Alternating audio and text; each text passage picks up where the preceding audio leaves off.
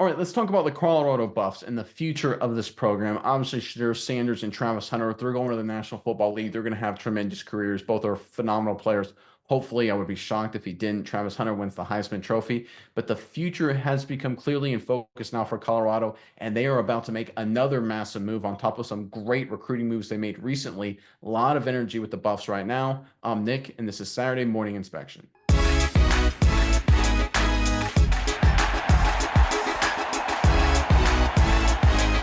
All right, Colorado has made a lot of noise with the way they finished the season. Of course, they bounced back from a disappointing end in 2023, solid year in 2024, the loss to Kansas notwithstanding. But focusing on the future, that's what this program is doing right now, like all programs are at this moment in time. And it looks like they could be potentially leaning towards pulling off another massive move. They got the great quarterback Lewis to commit earlier, could be heading in another direction, adding a playmaker to pair with Lewis. Let's pull up this report courtesy of Athlon Sports. The Buffaloes could already have the answer at quarterback with Julian Lewis signed the 2025 cycle.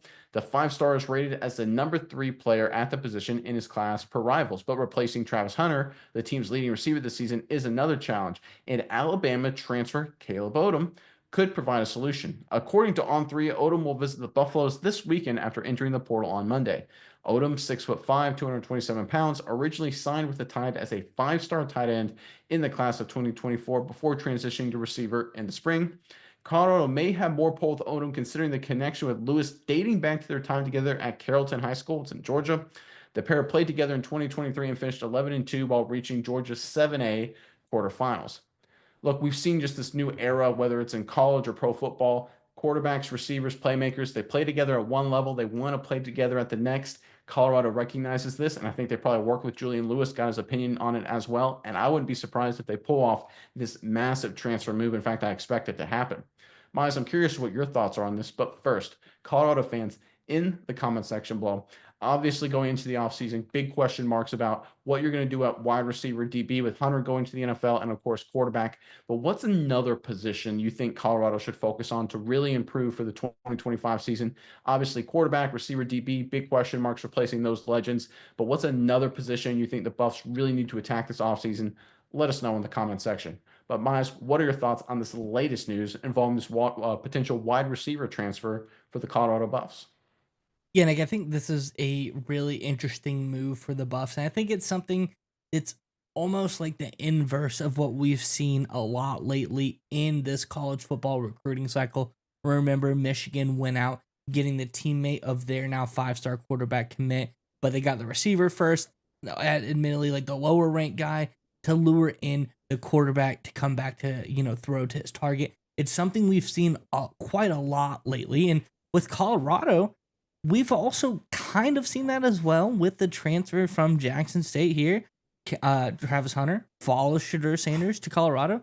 At that point, Travis Hunter, one of the better, he's top recruit in the country right now, but he was still big time coming from Jackson State over here. He could have gone anywhere in the country to play, but he goes to Colorado to stay with Shadur Sanders. So I think there is that connection with wide receiver quarterback nowadays that's really, really important. So I think that this is getting to be as close as it could to guaranteed that Caleb Odom is going to come over to Colorado.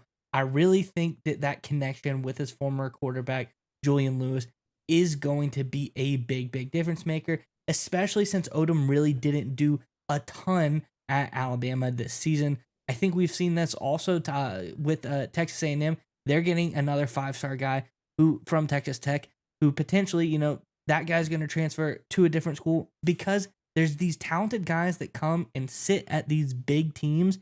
They don't get a ton of playing time, but the talent is there. I think this is another example of that. But paired that with, hey, I have a quarterback coming in that I have a relationship with.